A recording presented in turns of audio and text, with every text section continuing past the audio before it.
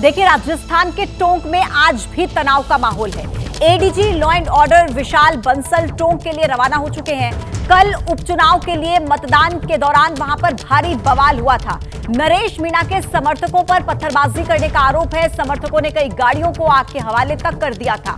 नरेश मीणा ने एक अधिकारी को थप्पड़ मारा था और उसके बाद ये पूरा विवाद बढ़ता चला गया। और देखिए, बड़ा अपडेट इस वक्त का ये है कि आज भी वहां पर तनाव का माहौल है। एडीजी लॉ एंड ऑर्डर विशाल बंसल टोंक के लिए रवाना हो चुके हैं। खुद वो स्थिति को मॉनिटर करेंगे, क्योंकि बताया जा रहा है कि आज भी वहां पर हालात तनावपूर्ण है। कल उपचुनाव के लिए मतदान के दौरान वहां पर भारी बवाल हुआ था, जिसके बाद स्थिति बिगड़ी, लेकिन आज भी माहौल तनावपूर्ण है। और इस वक्त की बड़ी खबर हमारे पास चुनावी राज्य महाराष्ट्र से आ रही है। आपको बता दें कि पैसे के लेन देन को लेकर के ये बड़ी खबर हमारे पास है। और कहा जा रहा है कि महाराष्ट्र के चुनाव के बीच में 2 लोगों की गिरफ्तारी भी अब हुई है। आरोप है कि वोट जिहाद के लिए फंडिंग की जा रही थी। भारतीय जनता पार्टी के नेता किरीट सोमैया ने 125 करोड़ रुपए की फंडिंग का आरोप लगाया है। तो ये बड़ा आरोप है और लगातार जिस तरीके से देखिए महाराष्ट्र में अभी कैश बरामद हो रहा है, उसको लेकर भी कई सवाल खड़े हो रहे हैं। वोट जिहाद के लिए क्या 125 करोड़ रुपए की फंडिंग की गई है, जिसका खुलासा किया है किरीट सोमैया ने। बीजेपी के वरिष्ठ नेता हमारे साथ मौजूद हैं और हिंदुओं पर खतरा मंडरा रहा है। इस टेस्ट की रिपोर्ट के जरिए भी लगातार ये लोगों को आगाह कर रहे हैं। सर, ये वोट जिहाद, हिंदुओं पर खतरा, ये चुनाव के दौरान ही क्यों याद आता है बीजेपी? अब क्योंकि कांग्रेस वाले ऐसे उल्टे सीधे धंधे करते हैं। मैं आज मालेगांव से भी आ रहा हूँ। मालेगांव में अक्टूबर 2024 है, आचार संहिता के दरमियान अचानक Nashik merchant cooperative bank, Maharashtra bank of Maharashtra, ऐसे अलग अलग बैंकों में बेरोजगार नौजवानों के नाम से 2 डजन बैंक अकाउंट खुले। सिराज मोहम्मद और उनके साथ में दूसरे 2, एक मोइन खान, इन्होंने उनको 5-5 हजार रुपया देके और उस खाते में उत्तर प्रदेश, मध्य प्रदेश, पश्चिम बंगाल, ऐसे 7 राज्यों में से 175 ब्रांचेस में से लगभग 225 करोड़ रुपए जमा किए गए और 4 दिन के अंदर वो पैसे निकालकर उसमें से 150 करोड़ का तो हवाला भी हो गया है। ये 4 दिन से हम इसके पीछे लगे हैं। आज वो जो सिराज की और बैंक के मैनेजर के पुलिस ने गिरफ्तार किया है। CBI, ED, income tax, reserve bank, Maharashtra police, bank intelligence unit, इन सबको हमने जानकारी दी है। सभी ने होमवर्क शुरू किया है। दूसरा पक्ष ये कहेगा कि चुनाव में चंदा तो लिया ही जाता है चुनाव लड़ने के लिए, तो फिर ये पैसे वोट जिहाद के लिए कैसे इस्तेमाल? हाँ, एक तो पैसा है कि इसको देने वाला कौन पता नहीं है और कितना बड़ा नेटवर्क। तो इतना बड़ा नेटवर्क या तो राहुल गांधी खड़ा कर सकते हैं या फिर फॉरेन की कोई एजेंसी। दूसरी बात, ये जो पैसा आया भी नॉन ट्रांसपेरेंट, आचार संहिता के दरमियान गया भी नॉन ट्रांसपेरेंट पद्धति से। उसी समय पर राहुल गांधी की कांग्रेस कहती है हमें ये उलेमा काउंसिल ने समर्थन किया है। राहुल गांधी की कांग्रेस और उद्धव ठाकरे उनके साथ फोटो खिंचवाते हैं। वो कहते हैं दूसरे जो मराठी मुस्लिम सेवा संघ, वो 400 एनजीओ का फेडरेशन, ये दोनों अनेक जगह पे कार्यक्रम कर रहे हैं। हमने दोनों की बैलेंस शीट निकाल के दे दी। जो उलेमा बोर्ड है वो तो पेपर ऑर्गेनाइजेशन है और वो जो एनजीओ महासंघ है मराठी मुस्लिम सेवा संघ, सिर्फ बैंक में 500 रुपये है। तो ये पैसे आते कहाँ से? तो ये मालेगांव की बैंकों में इस प्रकार से पैसा आता है और ये पैसा हवाले के द्वारा इनको दिया जाता है।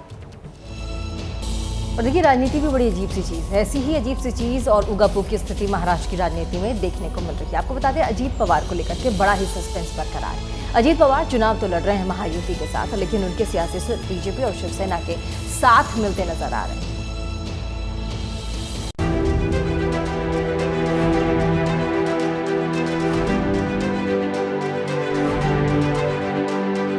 ये दोस्ती गहरी है या ये फोटो 3D है? ये डायलॉग फिल्म दिल चाहता का है, लेकिन 10 नवंबर को जब डिप्टी सीएम देवेंद्र फडणवीस ने सीएम एकनाथ शिंदे और डिप्टी सीएम अजीत पवार के साथ तस्वीर पोस्ट की, तो तस्वीरों के जरिए गठबंधन की मजबूती के सियासी विश्लेषण निकाले जाने लगे। लेकिन 3 दिन बाद अजीत पवार की जुबान से जो शब्द निकले वो तस्वीरों की जुगलबंदी से मेल नहीं खाते। महाराष्ट्र में जिस मंत्र के जरिए महायुति आघाड़ी को मात देने की तैयारी में है, अजीत को वो मंत्र रास नहीं आ रहा है। एक है कि एक है तो सेफ है, यही है ना इसका मतलब। बटेंगे तो कटेंगे, एक है तो सेफ। नहीं, आप हमारे मराठी का अर्थ जैसा भी निकाल सकते हैं वैसा निकाल सकते हैं, क्योंकि अलग अलग अर्थ उसके हो सकते हैं। जैसा सबका साथ सबका विकास, सबका यानी सब इंडिया का साथ तो सब इंडिया का विकास। हम इंडिया के सब लोग, हम महाराष्ट्र के सब लोग एक है तो सेफ है। एक है तो सेफ है कि जिस चुनावी कैंपेन से बीजेपी महाराष्ट्र में जाति के गणित को साध रही है, जूनियर पवार उसी नारे को सबका साथ सबका विकास से काउंटर कर रहे हैं। हरियाणा में बटेंगे तो कटेंगे भले ही हिट रहा हो, लेकिन अजीत महाराष्ट्र और दक्षिण भारत में इस नारे के नाकाम होने की मुनादी कर रहे हैं। ये नारा हमने नहीं दिया, एक स्टेट के चीफ मिनिस्टर उत्तर प्रदेश के आए थे, उन्होंने नारा दिया। अपने साउथ में, अपने महाराष्ट्र में, साउथ में महाराष्ट्र से केरल तक ऐसे नारे बिल्कुल नहीं चलते। अपने यहाँ के लोग शिवाजी महाराज, छत्रपति शिवाजी महाराज, महात्मा ज्योतिराव फुले, भारत रत्न डॉक्टर बाबा साहेब अम्बेडकर और राजर्षि शाहू महाराज, इनके विचारधाराओं का पगड़ा अपने महाराष्ट्र के लोगों के ऊपर इतना है। लेकिन सवाल है कि लोकसभा चुनाव में ही जातियों के बंटने का सबसे ज्यादा नुकसान एनडीए को यूपी और महाराष्ट्र में हुआ, तो फिर अजीत पवार के सुर अलग क्यों हैं? सवाल उठ रहे हैं कि अजीत नतीजों के बाद पलटी मार सकते हैं? क्या महाराष्ट्र में किंग मेकर होने जा रहे हैं? इन अटकलों को बल दे रही है बीते कुछ दिनों की सियासी घटनाएं, जिसका सबसे बड़ा उदाहरण है नवाब मलिक, जिन्हें अजीत पवार ने मानखुर्द शिवाजी नगर से टिकट दिया। बीजेपी ने नवाब की उम्मीदवारी का जमकर विरोध किया। अजीत पवार ने आखिरी वक्त तक पत्ते नहीं खोले और बीजेपी के विरोध के बावजूद अजीत ने नवाब से नामांकन वापस नहीं करवाया। जिस ताकत से अजीत दादा हमारे साथ रहे, निश्चित रूप से हम उनके साथ हैं, ये फैसला हमने किया। अब अजीत के इन्हीं खासम खास नवाब का दावा है कि चुनाव भले ही महायुति के साथ मिलकर लड़ रहे हो, लेकिन नतीजों के बाद कुछ भी हो सकता है और चाचा भतीजा फिर मिलकर महाराष्ट्र की सियासत में बड़ा गेम कर सकते हैं। मुझे तो इतना पता है कि राजनीति में ना कोई किसी का परम मित्र है, ना किसी का कोई परम शत्रु। परिस्थितियां दोस्त दुश्मन बदल देती है। लोग चाहते हैं, कार्यकर्ता चाहता है। आप भी चाहते हैं? लोग, कार्यकर्ता, सभी लोग चाहते हैं। नवाब खुल्लम खुल्ला खेल रहे हैं तो अजीत ने भी बटेंगे तो कटेंगे वाली लाइन से दूरी बनाकर सियासी संभावनाओं को विस्तार दे दिया है। वैसे भी अजीत की पॉलिटिक्स का ये कोई नया चैप्टर नहीं है। अजीत पवार ने दिया हुआ एक इंटरव्यू फिलहाल चर्चा में है, जिसमें उन्होंने सुबह सुबह शपथ विधि वाली घटना का जिक्र किया है। 2019 में बीजेपी के साथ सरकार बनाने में शरद पवार भी शामिल थे, ये अजीत पवार का कहना है। दूसरी बात ये कही है कि शरद पवार के दिमाग में क्या चल रहा है, ये उनकी चाची भी नहीं बता सकती। महाविकास आघाड़ी में शरद पवार की एनसीपी भी 85 सीट पर चुनाव लड़ रही है। अगर चाचा और भतीजे का नंबर गेम सत्ता की सीढ़ी बन जाए तो महाराष्ट्र की सियासत फिर चौंका सकती है। तो क्या महाराष्ट्र की असली पिक्चर 23 नवंबर के बाद रिलीज होने जा रही है, जिसके क्लाइमैक्स में अजीत पवार जरूर हैं।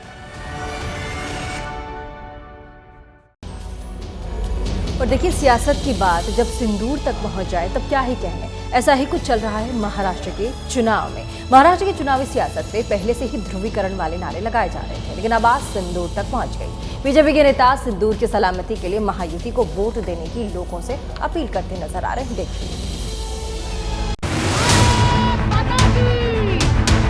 महाराष्ट्र चुनाव में गूंज रहा है पीएम मोदी का एक है तो सेफ है का नारा। हम एक रहेंगे तो सेफ रहेंगे। यूपी के सीएम योगी का बटोगे तो कटोगे वाला बयान भी वायरल हो चुका है। बटेंगे तो कटेंगे। महाराष्ट्र के डिप्टी सीएम देवेंद्र फडणवीस का वोट जिहाद के खिलाफ एकजुट होने वाला बयान भी चर्चा में है। वोट जिहाद करता है तो वोट जिहाद। महाराष्ट्र के चुनाव में बीजेपी की तरफ से इन 3 बयानों की चौतरफा गूंज है। हर रैली में ये शब्द सुने जा रहे हैं और अब धार्मिक ध्रुवीकरण की पिच पर सिंदूर बचाने वाला नया बयान सामने आया है।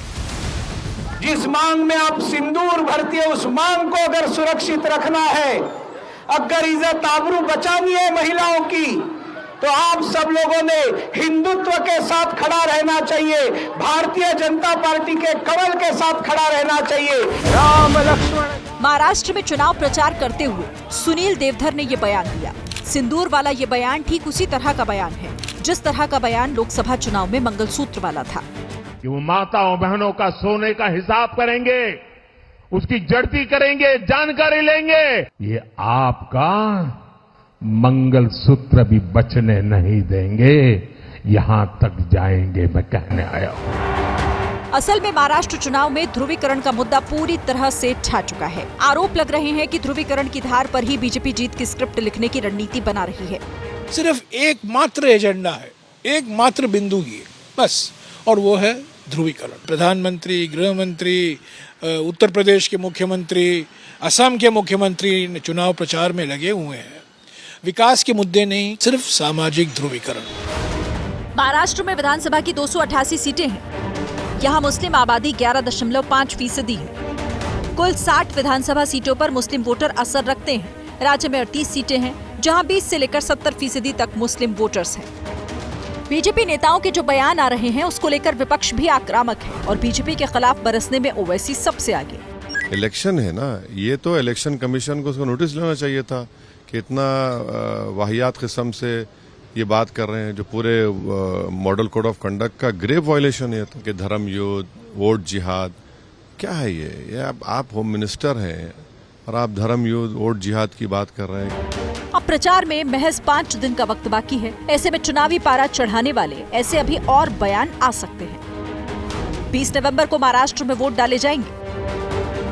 और चलिए यूपीपीसीएस के नियमों में बदलाव को लेकर के जो छात्र प्रयागराज में प्रदर्शन कर रहे हैं, वहां से एक बड़ी खबर इस वक्त हमारे पास आ रही है। हम आपको बता दें, जो छात्र हैं वहां लगातार प्रदर्शन कर रहे हैं और उनको हटाने के लिए वहां पर पुलिस और पीएससी के जवान आयोग के दफ्तर के सामने पहुंच गए हैं। आयोग के बाहर की सड़कों को खाली कराने की कोशिश पुलिस कर रही है।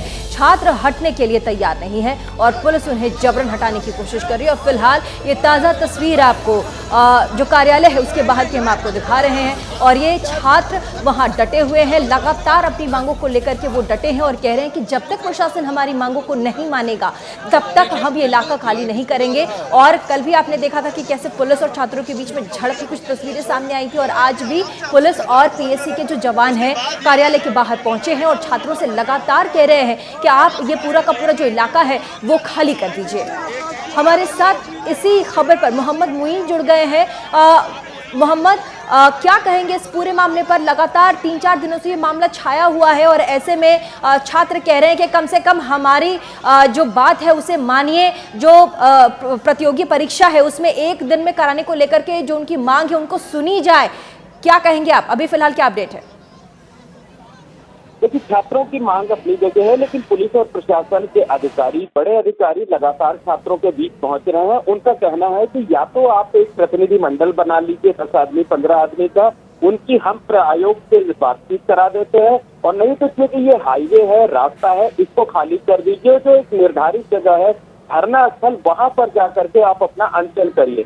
छात्र इसके लिए राजी नहीं है। इसी को हटाने के लिए, इसीलिए छात्रों को हटाने के लिए अब से कुछ देर के पहले वहां पर बड़ी संख्या में पुलिस और पीएससी के लोग पहुंचे। जो प्रदर्शनकारी छात्र सड़कों पर बैठे हुए हैं उनको हटाए जाने की कोशिश की गई। कुछ लोगों को हिरासत में भी लिया गया, लेकिन क्योंकि छात्रों की संख्या ज्यादा है और पुलिस जो है, प्रशासन कोई बल प्रयोग नहीं करना चाहता, इस वजह से जो छात्र वहां पर बैठे हुए हैं, फिलहाल बैठे हुए हैं, तो पूरा का पूरा यूपी लोक सेवा आयोग के बाहर का इलाका है उसे बैरिकेड कर दिया गया है। आज किसी बाहरी व्यक्ति को इस जगह पर जाने की इजाजत। मोहम्मद मोइन, एक कल कुछ छात्र कह रहे थे कि देखिए आयोग से रिलेटेड पूरी की पूरी परीक्षा है तो हम आयोग के बाहर ही प्रदर्शन करेंगे। हमारी मांग यूपीपीसीएस और साथ ही आरओ की परीक्षा को लेकर के है, तो बताइए हम कहाँ जाएंगे? हमारी बात तो कम से कम सरकार सुने। मोहम्मद मोइन, देखिए, जो पुलिस और प्रशासन के अधिकारी हैं, चाहे वो डीएम हो, चाहे पुलिस कमिश्नर हो, बार बार छात्रों के बीच जा रहे हैं। उनका कहना है कि आपकी बातें जायज हो सकती हैं, आपकी माइंड जायज हो सकती है, लेकिन आपके आंदोलन की वजह से पूरे शहर को परेशानी का सामना करना पड़ रहा है। पूरे शहर में ट्रैफिक जाम की स्थिति है। या तो आप एक प्रतिनिधिमंडल बना लीजिए, आइए बातचीत हम करा देते हैं, और नहीं तो जो धरना स्थल एक निर्धारित जगह है वहां पर आप जाइए, वहां पर बैठकर अपना अनशन करिए। लेकिन छात्रों का कहना है कि जिसे बात करनी हो वो भीड़ में आए, भीड़ में बैठ करके बातचीत करे। इसी वजह से आज सुबह एक बार फिर से पुलिस के अधिकारी पहुंचे हैं। छात्रों को, प्रदर्शनकारियों को हटाने की कोशिश की गई है। हालांकि कुछ लोगों को हटाया भी गया है, कुछ लोगों को हिरासत में भी लिया गया है। इस तरीके की तस्वीरें हम अपने दर्शकों को दिखा रहे हैं। लेकिन इसके बावजूद जो कि छात्र बड़ी संख्या में थे, तो शांतिपूर्वक ढंग से हटाने की कोशिश की गई है। अभी भी बड़ी संख्या में छात्र जो है वो आयोग के दफ्तर के बाहर जमा है। लेकिन एक खास बात यह है, पूरी खबर पर अपनी नजर बनाए रखिए मोहम्मद मोइन। और साथ ही आपने देखा जैसे प्रयागराज में जो छात्र यूपी पीसीएस की परीक्षा को लेकर प्रदर्शन कर रहे हैं, उसकी चर्चा चारों तरफ है। फिलहाल इस खबर पर कोई भी अपडेट हमारे पास आती है, हमारे पास जरूर आइए।